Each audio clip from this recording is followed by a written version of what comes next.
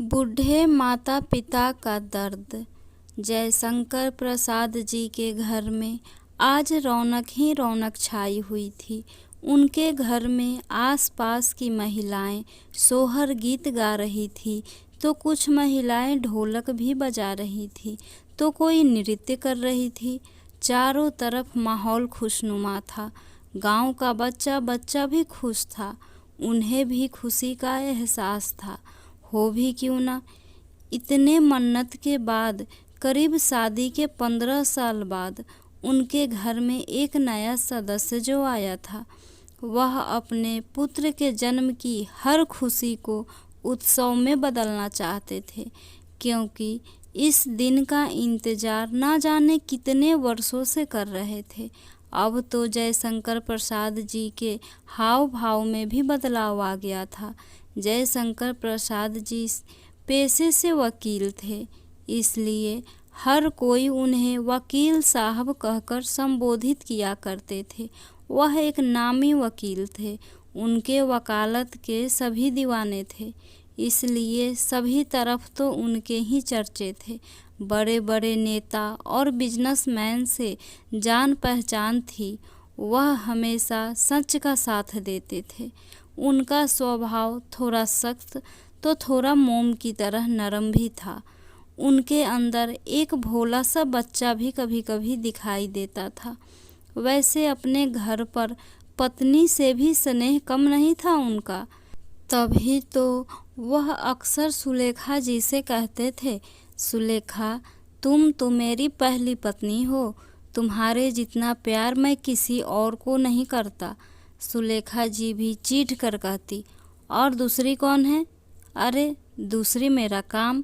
तुम्हारे बाद में मैं अपने काम से प्यार करता हूँ।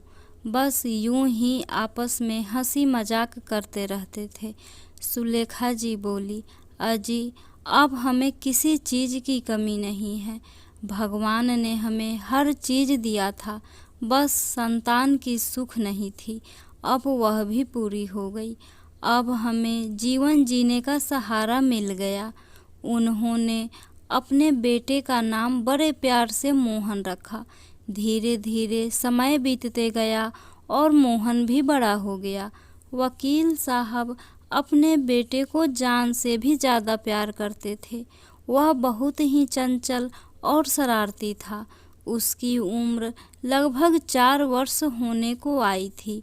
वकील साहब जब भी अपने काम से वापस घर आते तो अपने बेटे के साथ खूब मस्ती किया करते थे, जिससे उनकी सारी दिमागी थकान दूर हो जाती थी। मोहन हमेशा खेलते कूदते थक कर सो जाता। अब वकील साहब अपने और अपने परिवार के बेहतर जीवन के लिए दिन रात मेहनत करने लगे थे। रात रात भर जागकर केस लड़ने की तैयारी करते थे। लेकिन जब भी किसी बूढ़े व्यक्ति को दुखी देखते थे तो उसके बारे में सोचते रहते थे, कोई अपने पिता के साथ ऐसा कैसे कर सकता है। कुछ दिनों के बाद सुलेखा जी एक पुत्री को जन्म दिया, जिसका नाम उन्होंने लक्ष्मी रखा। अब तो वकील साहब का परिवार पूरा हो चुका था। मोहन लक्ष्मी से 4 साल बड़ा था, पर वह कहते हैं ना कि लड़कियां बहुत तेज होती है, वही हाल इन दोनों भाई बहन में भी था। लक्ष्मी पढ़ाई में बहुत ही होशियार थी। समय धीरे धीरे बीतते जा रही थी। समय के साथ वकील साहब का भी जीवन आगे बढ़ रही थी। लक्ष्मी अब बड़ी हो गई थी।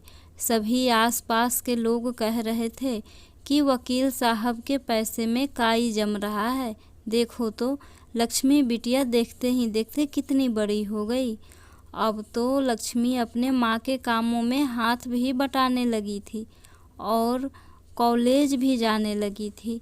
लक्ष्मी वकील साहब की लाडली थी और मोहन अपनी माँ का लाडला था। लक्ष्मी की तरफदारी वकील साहब करते थे, जबकि मोहन बिगड़ैल की तरफदारी उसकी माँ करती थी। मोहन भी कॉलेज जाने लगा था। अब तो वकील साहब के खर्च भी काफ़ी बढ़ गए थे। बस सामान्य जीवन और सामान्य परिवार का मालिक थे वो। मोहन खर्चीला नहीं था, पर माँ के लाडले को जब भी पैसे चाहिए होते तो वह अपनी माँ से ही कहता था। वकील साहब का परिवार और उनकी जिंदगी अभी तक सही दिशा और दशा में थी। भगवान की कृपा से खुशियों की कोई कमी नहीं थी।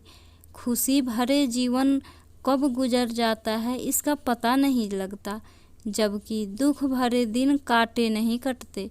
मोहन शरारती और बिगड़ैल होने के बावजूद पढ़ाई पूरी कर सरकारी नौकरी की तैयारी कर रहा था। करीब 2-3 सालों की तैयारी के बाद उसे सफलता मिल ही गई। उसने रेलवे के कर्मचारी परीक्षा पास कर ली। सब खुश थे। वकील साहब के तो खुशियों का ठिकाना ही नहीं था। उनको ऐसा महसूस हो रहा था जैसे 7वें आसमान पर हों। अगले कुछ दिनों के बाद अपने ही रिश्तेदार ने उनसे एक लड़के का जिक्र किया जो वह लक्ष्मी के योग्य बता रहा था। वकील साहब उससे लड़के की एक तस्वीर और उसका पता समय निकालकर उनसे मांग लिया। उन्होंने इस बात को अपनी पत्नी सुलेखा जी से बताई। सुलेखा जी लड़के की तस्वीर को देखकर कहा कि एक बार लक्ष्मी से भी पूछ लिया जाए। मुझे तो लड़का ठीक लग रहा है। वकील साहब लक्ष्मी के कमरे में गए और बोले, बेटा, एक बात के बारे में तुम्हारी राय जाननी है। उसने कहा, हाँ पापा, बताइए क्या बात है। उन्होंने संकोच बस कहा, तुम्हारे लिए एक रिश्ता आया है। अगर तुम उस लड़के की एक बार तस्वीर देख लेती तो। लक्ष्मी ने शर्माते हुए कटाक्ष भरे शब्दों में कहा, अच्छा, आप मुझे इस घर से रवाना करने की तैयारी कर रहे हैं। फिर वकील साहब बोले, ठीक है, फिर मैं मना ही कर देता हूँ, पर कम से कम एक बार तस्वीर तो देख ले बेटा, क्या पता तुझे भी ठीक लगे। लक्ष्मी ने तस्वीर देखी और बोली, हाँ ठीक ही है, अब आपको पसंद है तो ठीक ही होगा। लेकिन वकील साहब लक्ष्मी का चेहरा भांप लिए। लक्ष्मी तस्वीर देखकर खुश नहीं हुई, इसलिए उन्होंने यह रिश्ता अस्वीकार कर दिया। समय चक्र चलता रहा। लक्ष्मी के लिए रिश्ता तो बहुत आते थे, पर किसी न किसी कारणवश वह अस्वीकार कर दिए जाते थे। इस बात से वकील साहब तो बिल्कुल परेशान नहीं थे, पर लक्ष्मी को विदा कर अपने बेटे की भी शादी करना चाहते थे। वो कहते हैं ना, जिसकी जोड़ी जहाँ बनी हो किस्मत वहीं ले जाती है। वकील साहब अपने करीबी मित्र के यहाँ एक निमंत्रण पर सब परिवार एक विवाह समारोह में गए। इस परिवार जितना मिलनसार और खुशमिजाज परिवार वकील साहब ने अपने ज़िंदगी में शायद ही देखे होंगे। लक्ष्मी एक लड़के को बार बार देख रही थी जो सुलेखा जी के नज़रों से छुप नहीं सका, और उस लड़के की जानकारी ली तो पता चला वकील साहब के मित्र का ही छोटा बेटा कुणाल है, जो शादी के कार्यों में व्यस्त होने के कारण इन लोगों से मिल नहीं पाया था। वकील साहब बातों ही बातों में लक्ष्मी के लिए उनके छोटे लड़के का हाथ मांग लिया। उनके मित्र ने कहा, यार मैं तो बिल्कुल तैयार हूँ, पर इस विषय में अपने लड़के से बात करके बताऊँगा। शादी के समारोह से विदा लेकर सभी लोग वापस अपने घर आ गए। 1 सप्ताह बाद ही उनका फ़ोन आया। उन्होंने दोनों बच्चों की आपसी सहमति से सगाई तुरंत ही कर दी। जिस काम का समय जिस वक्त तय हो वो उसी वक्त होता है, चाहे कोई कितने भी प्रयास क्यों न कर ले। शादी के लिए लड़के वालों ने 4 से 5 महीने का समय रखा। वकील साहब घबराते हुए कहें, यह थोड़ा जल्दी तो नहीं है?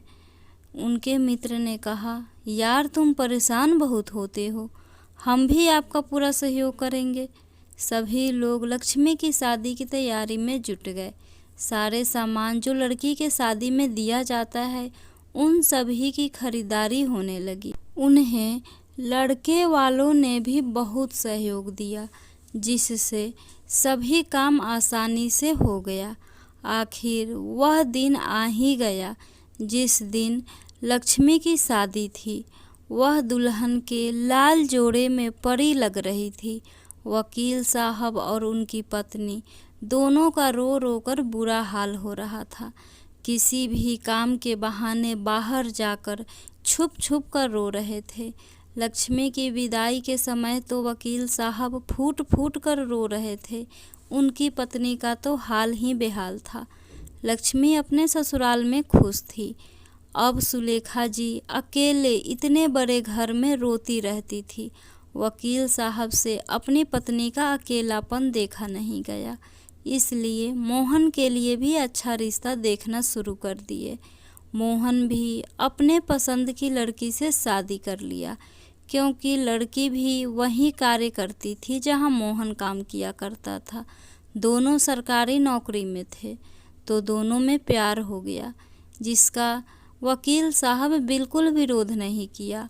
मोहन की शादी तो करनी ही थी और लड़की भी उसको ही पसंद करनी थी, तो इसमें गलत कुछ भी नहीं था। वह एक कहावत है, कहते हैं ना, जब मियाँ बीबी राजी तो क्या करेंगे काजी। लड़की भी अच्छे घर परिवार से ताल्लुक़ रखती थी और उसमें संस्कारों की भी कोई कमी नहीं थी। वकील साहब दोनों बच्चों की शादी कर अब चैन की सांस ले रहे थे। समय गुजरता चला जा रहा था।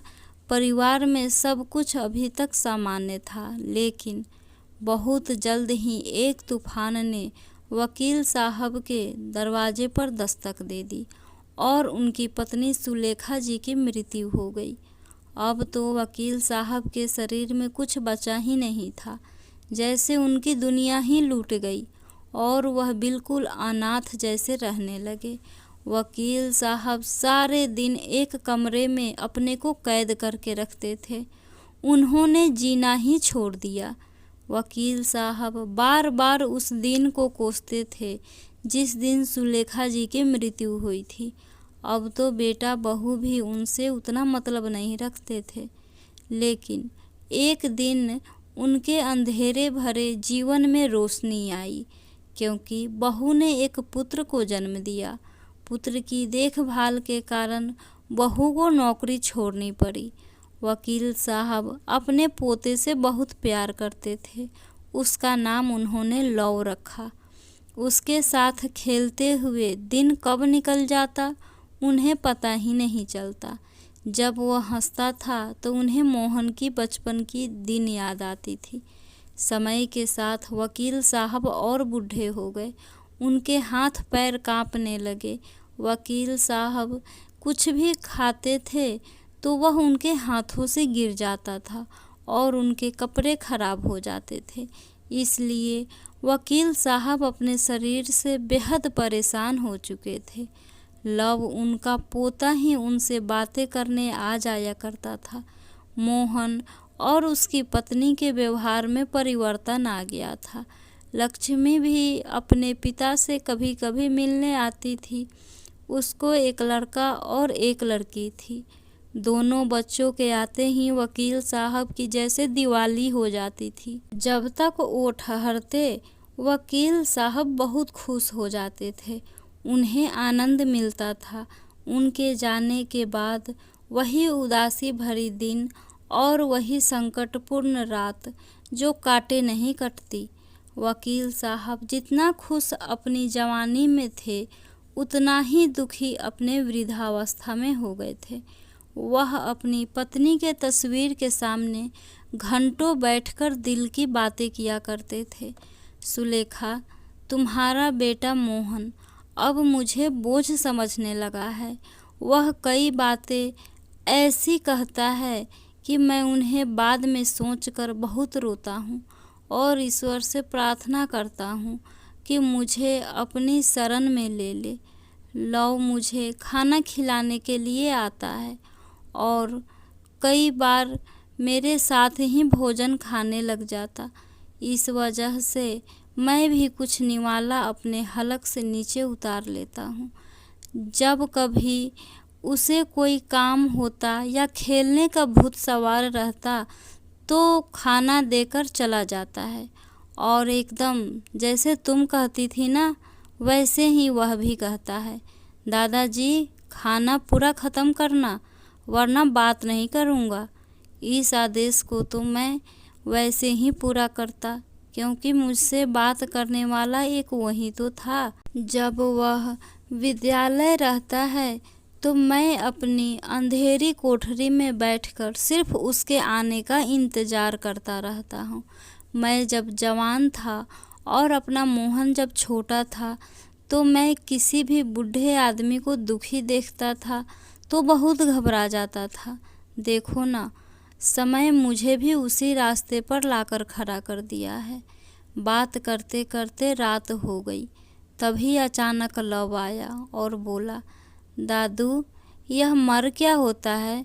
उसके इस अति संवेदनशील सवाल को सुनकर वकील साहब उत्सुकता बस पूछे, बाबू यह बात तुम्हें कहाँ से पता लगी? लव भी सहज शब्दों में कहा, पापा मम्मी से कह रहे थे कि पता नहीं आप कब मर जाओ। बाकी सब शब्द तो मुझे समझ में आ गए, पर यह मर समझ में नहीं आया। वकील साहब सोच में पड़ गए। इस मासूम को क्या समझाऊं? मैं तो मरने के लिए बैठा हूँ, पर कमबख्त मौत है कि आने का नाम ही नहीं लेता।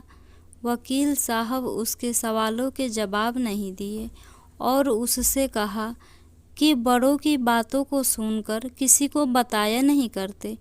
कुछ दिनों के बाद उनका बेटा मोहन उनके पास आया और बोला, पापा मैं दफ्तर में रहता हूँ और आपकी बहू भी स्कूल पढ़ाने जा रही है।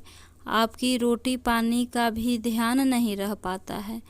इस पर वकील साहब बोले, तो कोई वृद्धाश्रम तलाश कर लिया होगा ना? मोहन सकपकाते हुए बोला, नहीं पापा यह बात नहीं है। फिर वकील साहब बोले, तो कर लो, क्योंकि तेरे ऊपर बोझ बन रहा हूँ बेटा मैं तो। ठीक है, तो आपकी यही इच्छा है। तो वकील साहब को इस बात से कोई फर्क नहीं पड़ा, क्योंकि यह तो होना ही था। और वकील साहब अपने बुरे दिनों से जंग लड़ने की ठान ली थी। वकील साहब यह सोच रहे थे कि लव का अब क्या होगा, उसको क्या जवाब दूंगा? क्या वह मुझसे मिलने आएगा? क्या मैं उसके बिना खाना भी खा पाऊंगा? इतना सब सोचते हुए वकील साहब फिर से भगवान से मौत की दुआ करने लगे और कहने लगे, मैंने तेरा क्या बिगाड़ा है? मैं किसी का भी क्या बिगाड़ा है? मगर वकील साहब का यह दुखड़ा सुनने वाला कोई नहीं था। बस उसी कमरे की चार दीवारी ही थी जिसे अपना दुख सुना रहे थे। वकील साहब के वृद्धाश्रम जाने के लिए सारे कागजात पूरे कर लिए गए। उनके बेटे ने यह काम बड़ी कुशलता से किया, जिसमें वकील साहब की बहू और उनकी लाडली बेटी लक्ष्मी ने भी पूरा सहयोग दिया। अब बस बाकी था तो वकील साहब के हस्ताक्षर करने की। वकील साहब बस एक दिन का समय और मांगा। उनके बेटा और बहू सब ने उन्हें दिया। उस आखिरी दिन वकील साहब की बहुत सेवा की गई, जैसे उनके जाने से बहुत सुकून मिल रहा हो। वकील साहब ने अपने पोते को अपने पास बैठाया और उससे कहा, बाबू अब मैं तुम्हें छोड़कर जा रहा हूँ, तुम हमसे मिलने तो आओगे ना? लव ने बड़ी मासूमियत से कहा, दादू पर आप कहाँ जा रहे हैं और क्यों जा रहे हैं? वकील साहब ने कहा, मैं तो यहीं रहूँगा थोड़ी दूरी पर, जब मन करे तब मिलने आ जाना। वह मुझे गले से लगा लिया और कहने लगा, दादू आप मत जाओ, अब मुझे खाना कौन खिलाएगा, कहानी कौन सुनाएगा? वकील साहब ने उसे गले से लगा लिया और उनके आंखों से आंसुओं की धारा बहने लगी। उन्होंने जल्दी से अपनी आंसू पोंछी और उसके साथ खाना खाया। वकील साहब खाना भी खा रहे थे और अपने पोते को देखकर रोए भी जा रहे थे, पर अपने आंसू अपने पोते को दिखाना नहीं चाहते थे। बस यही सोच रहे थे कि क्या पता यह भोजन अपने पोते के साथ का आखिरी ही भोजन हो। लव ने आज अपने दादू के साथ सोने का जिद किया, जिस पर उसके माता पिता ने कोई मनाही नहीं की। वह मुझसे कहानी सुनते हुए सो गया। वह सोते हुए बड़ा ही प्यारा और आकर्षक लग रहा था। उस रात को वकील साहब सो भी नहीं पाए, क्योंकि उसे बिछड़ने का गम और उसकी प्यारी सूरत ने जैसे वकील साहब की नींद को हवा कर दिया था। वकील साहब उसको देखते और रोते ही रहते, फिर देखते फिर रोते। बस विलाप और पीड़ा में रात कब गुजर गई पता ही नहीं चला। सुबह उन्होंने अपने हस्ताक्षर कर वृद्धाश्रम में जाने लगे। उन्होंने लव की एक तस्वीर भी ले ली। उन्होंने सोचा क्या पता मोहन उनसे मिलाने भी ले आए या नहीं। लव तब तक विद्यालय जा चुका था। वकील साहब और मोहन आश्रम पहुँचे। वहाँ उन्हें सारी गतिविधियों की जानकारी दी गई। वकील साहब ने अपनी नज़र दौड़ाई तो देखा वहाँ बहुत से बुजुर्ग व्यक्ति थे और सभी के चेहरे को देखकर लग रहा था कि सब खुशहाल हैं। यह चीज़ देखकर वकील साहब के आत्मा को शांति मिली। उन्होंने मोहन से लव को भी कभी कभी मिलाने के लिए भरपूर आग्रह किया और मोहन भी स्वीकार कर लिया। कुछ दिनों तक तो सब चीज़ अजीब सी लगी। कई रातें तो उन्होंने रोकर और लव की तस्वीर देखकर ही गुजार दी। किसी ने सही कहा है कि समय हर जख्मों पर मरहम लगा देता है। वकील साहब भी अब इस जीवन का आदी हो चुके थे। उन्होंने बहुत से मित्र बना लिए। मोहन भी कुछ पैसे भेज देता था और कुछ पैसे आश्रम को भी दे देता था। लव भी उनसे मिलने कभी कभी आ जाया करता था और उनके साथ बैठकर खाना भी खाता था। वह बड़ा हो गया था। वकील साहब लव को अपने दोस्तों से मिलाते और सभी उसे स्नेह प्रदान करते। आखिर उन बुढ़ों के पास एक प्रेम ही तो था जिसने उन्हें जिंदा रहने पर मजबूर कर रखा था। कई बार त्योहार पर वकील साहब अपने घर भी चले जाते थे और लक्ष्मी भी उनसे मिलने घर ही आ जाया करती थी। अब वकील साहब को वृद्ध आदमी की सारी तकलीफ और बेबसी का पता चल चुका था, जो गुजरे हुए ज़माने में वो दुखी बूढ़े इंसान को देखकर होती थी।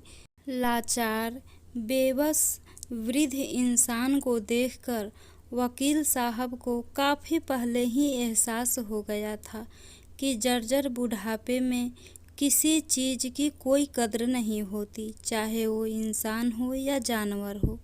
फ्रेंड्स, आशा करती हूँ यह कहानी आपको ज़रूर पसंद आई होगी। प्लीज़ लाइक, सब्सक्राइब और शेयर करना ना भूलें। Thank you.